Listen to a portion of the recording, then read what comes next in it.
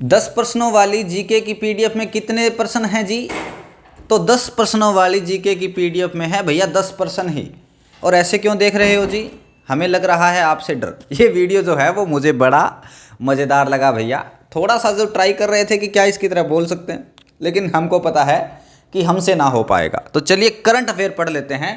पहला क्वेश्चन देखिए भैया। पहला क्वेश्चन क्या है कि जो राजनाथ सिंह है किस देश की यात्रा पर जा रहे हैं जहां वे पहले भारतीय रक्षा मंत्री होंगे? आज तक कोई भी रक्षा मंत्री नहीं गया है भैया। राजनाथ सिंह जी जो वो जा रहे हैं, कहाँ जा रहे हैं? मोरक्को में जा रहे हैं। ठीक है। और राजनाथ सिंह जी क्या हैं जी? राजनाथ सिंह जी है जी अपने रक्षा मंत्री। ठीक है। तो राजनाथ सिंह जी मोरक्को की पहली आधिकारिक यात्रा करेंगे भैया। वे टाटा एडवांस सिस्टम का अफ्रीका में पहला रक्षा विनिर्माण संयंत्र, ठीक है, उसका उद्घाटन करेंगे और रक्षा सहयोग पर जो है वो MOU साइन किया जाएगा। ठीक है। नेक्स्ट क्वेश्चन क्या है? दूसरा प्रश्न। तो दूसरा प्रश्न है कि हाल ही में भारत में किसको अंतर्राष्ट्रीय संगठन काउंसिल ऑफ एडमिनिस्ट्रेशन और POC में पुनर्निर्वाचित किया गया है? तो ये किया गया है यूनिवर्सल पोस्टल यूनियन UPU को। अब UPU क्या है? भारत को दुबई में हुए 28वें UPU कांग्रेस में काउंसिल ऑफ एडमिनिस्ट्रेशन और पोस्टल ऑपरेशंस काउंसलिंग यानी कि POC में फिर से चुना गया है। भारत 1876 से UPU का सदस्य है। भारत कब से जो है वो यूनिवर्सल पोस्टल यूनियन का सदस्य है? तो ये है 1876 से। और वैश्विक डाक नेटवर्क को मजबूत बनाने की भूमिका जो है वो निभा रहा है। चलिए 2 प्रश्न हो गए जी। अब प्रश्न पे चलते हैं तीसरे पे। तीसरा प्रश्न बोलता है कि tropical forest forever fund TFF में सबसे पहले निवेश की घोषणा किस देश ने की है? तो ये जो है वो सबसे पहले निवेश करने की घोषणा की थी ब्राज़ील ने करी है। तो ब्राज़ील ने इस फंड में निवेश करने वाला जो है वो पहला देश होगा भैया। चलो इसके बारे में थोड़ी सी इन्फॉर्मेशन ले लेते हैं कि ब्राज़ील इस फंड में निवेश करने वाला पहला देश होगा। राष्ट्रपति लुला दा सिल्वा इसे UN क्लाइमेट समिट न्यूयॉर्क में घोषित करेंगे। TFF का लक्ष्य है 125 बिलियन डॉलर जुटाना। क्या है? 125 बिलियन डॉलर जुटाना, ताकि वैश्विक स्तर पर उष्णकटिबंधीय वनों का जो है वो संरक्षण किया जा सके। वन बचाने बहुत जरूरी है भाई, ध्यान रखना। चलिए नेक्स्ट क्वेश्चन पे बात करते हैं कि अमेरिका ने हाल ही में H1B वीज़ा के लिए वार्षिक शुल्क कितना कर दिया है? कितना लेंगे भैया?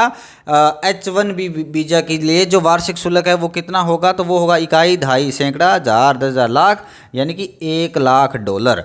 ठीक है। कितना लेंगे? तो $1,00,000 लेंगे। चलिए इसके बारे में थोड़ी सी इन्फॉर्मेशन जो है वो पढ़ लेते हैं कि अमेरिकी राष्ट्रपति जो है इन्होंने नया कानून साइन किया है जिसके तहत H1B वीज़ा आवेदकों को अब $1,00,000 वार्षिक शुल्क देना होगा। साथ ही गोल्ड कार्ड इमिग्रेशन प्रोग्राम भी इन्होंने क्या कहा है? शुरू कर दिया है, जिसमें धनी व्यक्तियों को $1 यानी कि $1 मिलियन लेकर क्या है उनको स्थायी निवास जो है वहाँ पे दे दिया जाएगा। $1 मिलियन यानी कि $10,00,000। आप $10,00,000 दो और अमेरिका की भैया रेजिडेंसी ले लो। ठीक है। अब बात करते हैं कि हाल ही में 10वीं अखिल भारतीय केंद्रीय प्रशासनिक अधिकरण CAT सम्मेलन का उद्घाटन किसने किया है? तो ये किया है नए जो न्यायाधीश हैं, मुख्य न्यायाधीश BR गवई। क्या है? BR गवई। BR गवई ने जो है वो 10वीं अखिल भारतीय केंद्रीय प्रशासनिक अधिकरण सम्मेलन का उद्घाटन किया है। चलिए नेक्स्ट क्या दे रखा है? नेक्स्ट दे रखा है कि दिल्ली में आयोजित 10वें all India conference of CAT यानी कैट का उद्घाटन भारत के मुख्य न्यायाधीश BR गवई ने किया। कैट का उद्देश्य सरकारी कर्मचारियों को न्याय दिलाना है और पारदर्शिता और एकरूपता बनाए रखना है। ठीक है। तो ये किसके लिए किया जा रहा है? ये जितने भी गवर्नमेंट एम्प्लॉय है उनके लिए किया जा रहा है कि उनका भैया शोषण ना हो, उनको प्रॉपर रूप से न्याय मिलता रहे।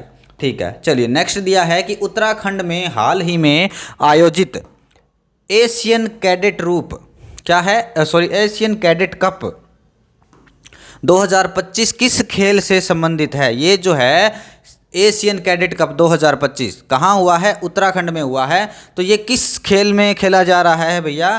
तो ये खेला जा रहा है तलवारबाजी में। किस में खेला जा रहा है? तलवारबाजी में।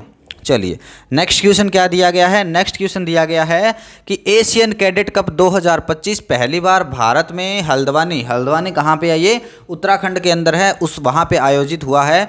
यह एक अंतर्राष्ट्रीय तलवारबाजी प्रतियोगिता थी जिसमें 250 से ज़्यादा खिलाड़ी शामिल हुए हैं और 6 देशों के जो है इसमें खिलाड़ी शामिल हुए हैं। यह भारत के लिए एक ऐतिहासिक उपलब्धि है। ठीक है, ये भारत के लिए क्या है, ऐतिहासिक उपलब्धि है। इसमें कितने लोग आए, इसमें आए 250 लोग। कितने देशों के लोग आए, 6 देशों के लोग। नेक्स्ट दिया है कि तमिलनाडु किस राज्य का पहला है जिसने महिला स्वयं सहायता समूह यानी कि एसएचजी ग्रुप। ठीक है, एसएचजी का मतलब क्या होता है, महिला सहायता समूह है, सदस्यों को पहचान पत्र जारी कर दिए हैं, इनके अलग जो है वो पहचान पत्र बन गए हैं। तो तमिलनाडु किस राज्य का पहला, ठीक है, तो यहाँ पर सीधा ये पर्सन जो है वो एक्स्ट्रा लिख दिया। यहाँ ये लिखना था कि राज्य का पहला कौन सा वो है, देश का पहला कौन सा राज्य है जिसने एसएचजी ग्रुप के सदस्यों के लिए पहचान पत्र जारी किया है, तो ये है तमिलनाडु। ठीक है, क्या है ये, तमिलनाडु। पर्सन में थोड़ी सी जो है टाइपिंग मिस्टेक आ जाती है। तो तमिलनाडु सरकार ने पहली बार एसएचजी महिलाओं को पहचान पत्र जारी किए हैं। इसके पहल के तहत 3500 करोड़ रुपए का ऋण वितरित किए गए हैं। इन आईडी कार्ड से महिलाओं को मुफ्त यात्रा मिलेगी, छूट मिलेगी, सरकारी योजनाओं तक आसानी से पहुंचे जा सके, ऐसे इनको क्या मिलेंगे, लाभ मिलेंगे।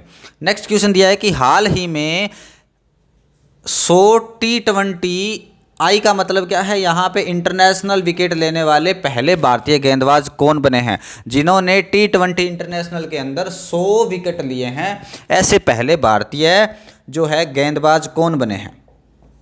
चलिए आपके ऑप्शन है भुवनेश कुमार, जसप्रीत बुमराह, अर्शदीप सिंह और मोहम्मद शमी। तो राइट आंसर क्या हो जाएगा, राइट आंसर सिंह जो हो जाएगा वो अर्शदीप सिंह हो जाएगा। तो अर्शदीप सिंह ने एशिया कप 2025 के दौरान 64 मैच खेले हैं और 64 मैचों के अंदर इन्होंने 100 विकेट लिए हैं। इस मुकाम तक पहुंचने वाले पहले भारतीय गेंदबाज हैं और दुनिया के सबसे तेज गेंदबाज जो है वो बन गए हैं। उन्होंने पावर प्ले और डेथ ओवर्स दोनों में सर्वाधिक विकेट लिए हैं भैया। ठीक है, इन्होंने क्या है, पावर प्ले में भी और जो है वो डेथ ओवर्स जो होते हैं उनमें सबसे ज़्यादा विकेट लिया है।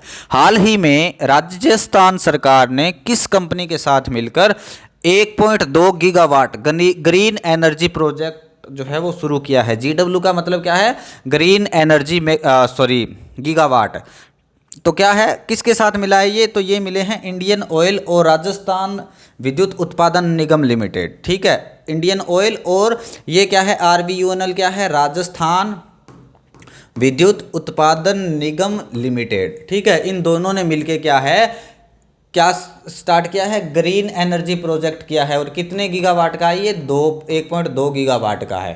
ठीक है, चलिए इसके बारे में थोड़ी सी एक्सप्लेन, क्या चीज़ है भैया, एक्सप्लेन में पढ़ते हैं कि इंडियन ऑयल और राजस्थान विद्युत उत्पादन निगम लिमिटेड ने मिलकर 1.2 गीगावाट नवीकरणीय ऊर्जा परियोजना के लिए संयुक्त उद्यम समझौता किया है। इसमें 1000 मेगावाट सोलर है और 200 मेगावाट जो है विंड एनर्जी। विंड एनर्जी समझते हो ना, क्या होता है विंड, हवा, तो वो जो पवन चक्की घूमती है वहाँ से बनने वाली एनर्जी इसमें क्या होगी, शामिल होगी। चलिए नेक्स्ट क्वेश्चन क्या दिया गया है कि बीमा सुगम जो हाल ही में लॉन्च हुआ है यह किस चीज़ से संबंधित है। बीमा सुगम तो ये है डिजिटल बीमा मार्केट प्लेस से। किस चीज़ से, डिजिटल बीमा मार्केट प्लेस से। चलिए इसके बारे में थोड़ा सा डीपली हम लोग जो है वो पढ़ लेते हैं। क्या चीज़ दी गई है भैया, यहाँ दिया गया है कि बीमा सुगम एक digital one stop market place है जहाँ जीवन बीमा, स्वास्थ्य बीमा, मोटर यात्रा और अन्य बीमा उत्पाद उपलब्ध होंगे। इसमें IRDAI द्वारा संचालित किया जाएगा और दिसंबर 2025 तक इसमें पूर्ण लोन देने की जो है सुविधा भी शुरू हो जाएगी। तो आज के लिए ये टॉप 10 क्वेश्चन आप लोगों के लिए बैंक में, SSC में, रेलवे के अंदर या कोई भी कम्पिटिटिव एग्जाम आप लोग दे रहे हो तो आपको वहाँ पर पूछे जाने की पूर्ण संभावना है। आशा करता हूँ वीडियो पसंद आया है, अपने दोस्तों के साथ शेयर करना ना भूलें। चैनल पे नए हो चैनल को सब्सक्राइब कर लें। वीडियो पसंद आए एक लाइक का बटन जो है वो आप लोग दबा के अंगूठा ऐसे जरूर दिखाएं। Thank you so much. जय हिंद, जय भारत।